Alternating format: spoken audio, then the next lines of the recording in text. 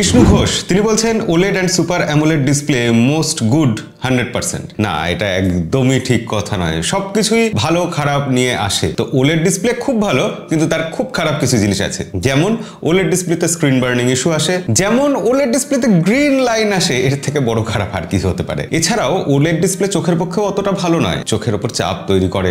আরো হাজারটা পয়েন্ট আছে, তবে আমি আর একটাই পয়েন্ট বলবো, সেটা হচ্ছে ওলেড বা অ্যামোলেড ডিসপ্লে সেটা সত্যিকারের রং দেখায় না, যার ফলে যারা এডিটিং এর কাজ করেন, ফটোগ্রাফির কাজ করেন, তাদের পক্ষে ওলেড ডিসপ্লেটা একেবারেই ভালো না। তো যাই হোক, ভালো খারাপ নিয়ে তো সবকিছু থাকে। ওলেড ডিসপ্লের কিছু অ্যাডভান্টেজ আছে, তাই আমাদের অনেকের কাছে এটা প্রিয়, তবে কারোর কাছে এটা খুবই অপছন্দের জিনিস। ওই কার্ভ ডিসপ্লে আর ফ্ল্যাট ডিসপ্লের বিতর্কের মতোই ব্যাপারটা অনেকটা। বিষ্ণু ঘোষ তিনি বলছেন Redmi note 5 pro last metal phone ছিল। আমি প্রশ্ন করেছিলাম OnePlus Nord 4 এর ভিডিওটাতে, যেহেতু ওটা মেটাল ফোন ছিল, OnePlus Nord 4 বহুদিন বাদে মেটাল ফোন হাতে পেয়েই ভালো লেগেছে। ফোনটা দেখতে খুবই বাজে, কিন্তু আমার হাতে পেয়ে খুব ভালো লেগেছিল মেটাল বলে। এনিওয়ে, তারও কিছু ভালো দিক আছে, তারও কিছু খারাপ দিক আছে। মেটালের কথা বলছি। তো OnePlus Nord 4 এর ভিডিওতে আমি জিজ্ঞাসা করেছিলাম লাস্ট কোন মেটাল ফোন আপনি ইউজ করেছেন, আমরা কোনটা দেখেছি। তো সেক্ষেত্রে রেডমি নোট 6 এটাই বোধহয় লাস্ট, নোট 6 প্রো এটাই বোধহয় লাস্ট মেটাল ফোন ছিল। এছাড়া HTC মেটাল ফোন বানিয়েছে, এককালে অনেকেই বানাতো।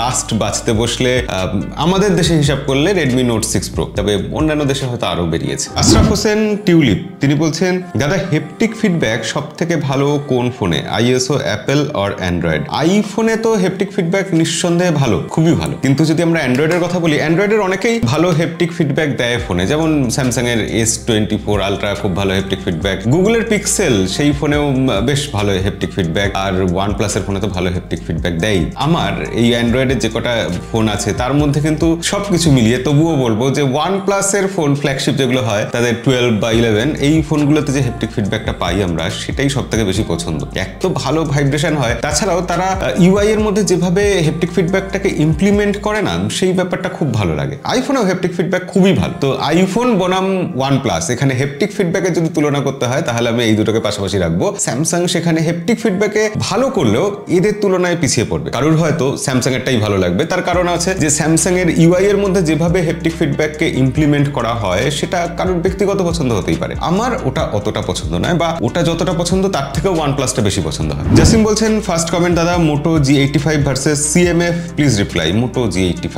CMF ফোনটা ভালো আমার একটা জায়গাতেই লেগেছে, সেটা হচ্ছে এক্সপেরিমেন্ট করেছে, নতুন নতুন সবকিছু চেঞ্জ করা যাবে, ব্যাক প্যানেল চেঞ্জ করা যাবে, এই জন্য ভালো লেগেছে। CMF ফোনটা যে ইন্ডিভিজুয়ালি খুব ভালো ফোন, ওই দামে একদম গ্রাউন্ড ব্রেকিং কিছু দিয়েছে এমন কিন্তু নয়। তো ফোন যদি চুজ করতে হয় একজন নর্মাল ইউজারকে, তাহলে আমি বলবো যে মোটো G85ই চুজ করা উচিত। কিন্তু কেউ যদি আমাদের মতো হয়, একটু এক্সপেরিমেন্টাল ফোন চাইছে, টেক স্যাভি লোক, তো তার জন্য CMF ঠিক আছে, এই খেলাধুলো করার জন্য। আসলে মোটো G85 ভালো। ডারেন সেভেন বলছেন confused between Nord 4 and nothing phone 2। না, এখানে কনফিউশনের কোনো জায়গায় নেই, দুটো আলাদা প্রাইস সেগমেন্টের ফোন। Nord 4 ভালো ফোন, কিন্তু নাথিং ফোন 2টা তার থেকেও বেটার ফোন, ফ্ল্যাগশিপ ফোন তুলনামূলকভাবে। তো আমি হলে নাথিং ফোন 2ই বাঁচতাম। এবার আপনার যদি মেটালের প্রতি ভালোবাসা থাকে তাহলে OnePlus Nord 4, আর মেটালের প্রতি ভালোবাসা না থাকলে নাথিং ফোন 2। অনুভব আদব তিনি বলছেন অবশ্যই BSNL আগের থেকে ভালো কাজ করবে। বিষ্ণু ঘোষ তিনি বলছেন ইন ফিউচার BSNL কাজ করবে। এই যে কমেন্টগুলো, এই কমেন্টগুলোতে আমি আপনাকে প্রশ্ন করতে চাই যে আপনার কেন মনে হচ্ছে যে BSNL আগের থেকে ভালো কাজ করবে? আপনার কেন মনে হচ্ছে ফিউচারে BSNL একদম পাল্টে যাবে, অসাধারণ কিছু করবে? BSNL এখন তো ভালো সার্ভিস দেয় না, এটা তো আমরা সবাই মানি, কিন্তু কেন ভালো করবে তার পিছনে তো কিছু যুক্তি থাকবে। সেই যুক্তিগুলো কি? এই যুক্তিগুলো আমি খুঁজে পাচ্ছি না। আপনি যদি খুঁজে পান অবশ্যই কমেন্টে লিখে জানাবেন। এই প্রসঙ্গে পরের কমেন্ট, সঞ্জয় দাস বলছেন দাদা টাটা কোম্পানি BSNL এর সাথে টাই আপ করে নতুন সিম বাজারে আনছে, এটা কি সত্যি? যদি সত্যি হয় তবে কবে নাগাদ বাজারে আসবে? টাটা কোম্পানি BSNL এর সাথে টাই আপ করছে, এই যে খবরটা ছড়িয়েছে এই খবরটা পুরোপুরি ঠিক নয়। টাটার TCS, সেই TCS কোম্পানি BSNL এর জন্য 4G টাওয়ার বসানোর ব্যাপারে হেল্প করবে, কিন্তু এটা মনে রাখতে হবে TCS কিন্তু টাওয়ার বসানোর ব্যাপারে কোনো বিশেষজ্ঞ কোম্পানি না। তারা কিন্তু সফটওয়্যারের দিকে কাজ করে, তারা ইনফরমেটিভ টেকনোলজিতে ব্যাক হ্যান্ডে বেশ কিছু কাজ করে দেয়, এইসব ব্যাপার আছে। তারা খুব বড় কোম্পানি, খুব ভালো কোম্পানি। কিন্তু BSNL এর টাওয়ার বসানোর ব্যাপারে টাটার এই TCS হেল্প করবে মানে BSNL এর সার্ভিস ভালো হয়ে যাবে এরকম নয়। BSNL এর টাওয়ারের নিচে যে জেনারেটর নেই, বা জেনারেটর থাকলেও সেটা কাজ করে না, ব্যাটারিগুলো দীর্ঘদিন ধরে পাল্টানো হয় না, ব্যাটারির কোনো ব্যাকআপ নেই, এটা তো টাটা এসে ঠিক করে দেবে না। BSNL এর সিমের খুব চাহিদা তৈরি হয়েছে, অথচ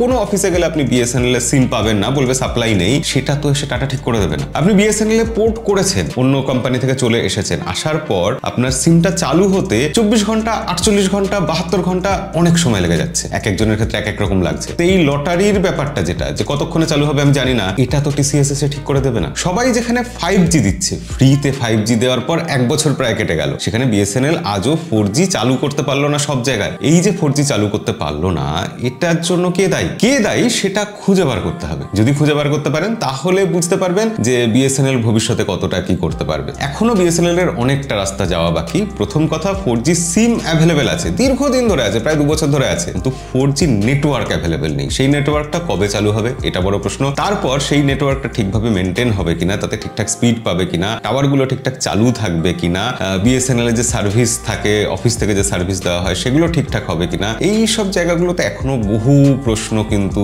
আমাদের উত্তর পাওয়া বাকি রয়ে গেছে, প্রশ্নগুলো রয়ে গেছে। তো যাই হোক, তো BSNL যদি ভালো করে আমরা সবাই খুব খুশি হব, কিন্তু ভালো কি করবে এখনো অবধি আমাদের কাছে এমন কোনো কংক্রিট কিছু আসেনি, কিছু জানা যাচ্ছে না, বা আমরা আশাবাদী হব এরকম কিছু কিন্তু এই মুহূর্তে আমাদের হাতে নেই। ফাইরুজ্জামান প্রীতম তিনি বলছেন, ভাই আপনাকে অসংখ্য ধন্যবাদ অন্তত বাংলাদেশের এই পরিস্থিতি নিয়ে কিছু একটা অন্তত বলার জন্য। বাংলাদেশি কন্টেন্ট ক্রিয়েটাররা যেখানে চুপ, সেখানে একজন ভারতীয় হয়ে বাঙালি হিসেবে বাংলাদেশের জন্য সমবেদনা দেওয়াটা অনেক ভাই হিউজ রেসপেক্ট। আমি বাঙালি হিসাবে অবশ্যই সমবেদনা জানাই এবং মানুষ হিসাবেও সমবেদনা জানাই। এতজন ছাত্র যে মারা গেছে, সবার আগে এটা মনে রাখতে হবে, তারা ছাত্র ছিল, ছাত্ররা যে মারা গেছে এবং তার পেছনে যে সরকার কোনোভাবে দায়ী, এই ব্যাপারটা তো ক্লিয়ার, এটা নিয়ে কোনো কনফিউশনের জায়গা নেই। কিন্তু এই নিয়ে আমরা যদি শুধু চর্চা করতে থাকি তাতে তো আখেরে লাভ কিছু হবে না। যদি আমার পক্ষে সম্ভব হতো, যদি এটা পসিবল হতো, আমি হয়তো সেই মুহূর্তে সেই জায়গায় উপস্থিত হয়ে কাউকে একটু হেল্প করতে পারতাম, সেটা যেখানে পারছি না। এই নিয়ে বলে আলোচনা করে কি হবে? পৃথিবীর যেখানেই বাঙালিরা কষ্ট পাবে বা মানুষ কষ্ট পাবে, সে তার জন্য আমি কষ্ট পাবো, কিন্তু তার জন্য এই চ্যানেলে সেই নিয়ে বেশি আলোচনা আমরা করবো না, কারণ এই চ্যানেল সেই সব নিয়ে আলোচনা করার চ্যানেল নয়। হ্যাঁ, সেই মুহূর্তে আমাদের চ্যানেলে নিয়মিত ভিডিও আসছিল না, বা আমার মনটা খুব খারাপ ছিল, তাই প্রশ্নোত্তর পর্বের ভিডিওতে সেই মনের কথা একটু আপনাদের সাথে শেয়ার করেছি, এর বেশি কিছু নয়। সুমন্ত দাস বলছেন, বাংলাদেশ নিয়ে আমাদের কোনো সহানুভূতি দেখানোর জায়গাটা খুব কম বা প্রায় নেই বললেই চলে, কারণটা অনেকেই খুব ভালো জানেন, হয়তো আপনিও তাদের মধ্যে একজন, না আমি জানি না। আসলে আমার মনে হয় যে হ্যাঁ, আপনার প্রতিবেশীর সাথে, পাশের বাড়ির লোকটার সাথে অনেক ঝগড়াঝাটি থাকতে পারে, কিন্তু সে যদি রাত্রে অসুস্থ হয়ে পড়ে, সবার আগে আপনি গিয়ে তাকে হসপিটালে নিয়ে যাবেন, এটাই তো স্বাভাবিক নিয়ম, এটাই তো হয়। তো সেই প্রতিবেশী যাই করুক না কেন আপনার সাথে যাই ঝগড়াঝাটি থাকুক না কেন, আপনি তার প্রতি যতই মনে মনে ক্ষুব্ধ হয়ে থাকুন না কেন, আপনি সে অসুস্থ বলে চোখ বুজে থাকবেন, এটা মনে হয় পারবেন না। তো সেক্ষেত্রে হ্যাঁ, বলতে গেলে এরকম অনেকেই বলছেন দেখছি যে বাংলাদেশিদের প্রতি কেন সহানুভূতি দেখাবো, কিন্তু না, এটা সহানুভূতিটা এসে যাবে, অটোমেটিক এসে যাবে। এটা শুধু আমার আপনার ব্যক্তিগত ব্যাপার নয়, আমাদের দেশের সরকারও সহানুভূতি দেখাবে, বাংলাদেশে কোনো উত্তপ্ত পরিস্থিতি হলে সেখানে পাশেও দাঁড়াবে। সোহেল রানা মাসুদ তিনি বলছেন, আপনি যে বাঙালি বারবার তার পরিচয় দেন, ব্যাকগ্রাউন্ডে যে বাঁশির সুরটা দিয়েছে সেটাই পরিচয় বাঙালি। আর দাদা একটা প্রশ্ন ছিল, স্যামসাং যেহেতু গুগলকে চিপ বানিয়ে দেয়, কিন্তু স্যামসাং এর চিপ ভালো হয় না কেন? দ্বিতীয় প্রশ্নটা হচ্ছে, যখন ইউটিউবে ভিডিও দেখি তখন ওইখানে 144p বা 240p এর মানেটা কি?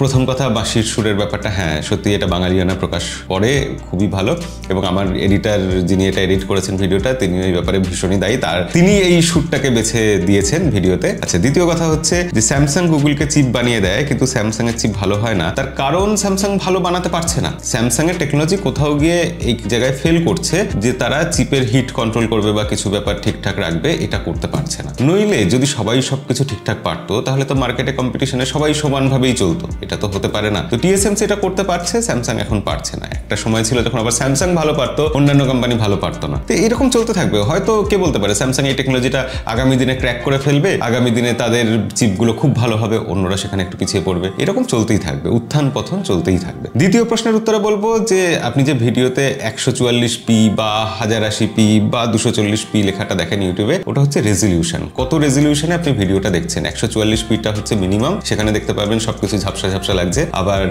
যদি 1080p যেটা ফুল এইচডি প্লাস, সেই রেজলিউশনে দেখলে আপনি দেখতে পাবেন যে অনেক পরিষ্কার, তার থেকে 4K তে দেখলে আরো পরিষ্কার ঝকঝকে লাগবে। এই ব্যাপারটা হচ্ছে এই রেজলিউশন। দেশি ইউটিউব ইউজার তিনি বলছেন, ভদ্রলোককে চিনতে পারলাম না অভ্রদা। আরে বিক্রম আমাদের বাংলা ফিল্ম ইন্ডাস্ট্রির একজন নামকরা নায়ক এবং তিনি বেশ কিছু ভালো সিনেমা করেছেন। পাড়িয়া সিনেমাটা এই মুহূর্তে অনলাইনে অ্যাভেলেবেল আছে, অবশ্যই পারলে সেটা দেখে নেবেন। সিনেমাটাতে বিক্রমকে অ্যাকশন অবতারে দুর্ধর্ষ মানিয়েছে এবং সিনেমাটাও বেশ ভালোই লেগেছিল আমার। আর বিক্রম কিন্তু এককালে সিরিয়ালও প্রচুর করেছেন, সিরিয়ালে তিনি একজন নামকরা স্টার, তো সিরিয়াল থেকেই তিনি এখানে সিনেমাতে এসেছেন। তো বিক্রম সিরিয়ালে অনেকেরই পরিচিত মুখ, অনেকেরই বৈঠকখানায় তাকে সবাই পছন্দ করেন, এই ব্যাপারটা তো রয়েছে। তবে সবাইকে সবার চিনতে হবে এরকম কোনো নিয়ম নেই, আমি অনেককে চিনি না ফিল্ম ইন্ডাস্ট্রিতে বা অন্যান্য বিভিন্ন জায়গাতে, তো এটা হতেই পারে। আপনার কোনো ব্যাপারে ইন্টারেস্ট থাকলো, আমার কোনো ব্যাপারে থাকলো, এসব চলে। তো যাই হোক, আজকের ভিডিও এখানেই শেষ করবো, আর লম্বা করবো না। আজকে অলরেডি আমার আসলে কলকাতায় যাওয়ার ব্যাপার রয়েছে, একটা সিনেমার রিলিজ হবে 2রা আগস্ট, কালিয়াচক নাম। সেই সিনেমাটার ব্যাপারে কিছু ইন্টারভিউ করার ইচ্ছা আছে, তার জন্য কলকাতা যাব। তারপর দিল্লি যাওয়ার ব্যাপার রয়েছে, একটা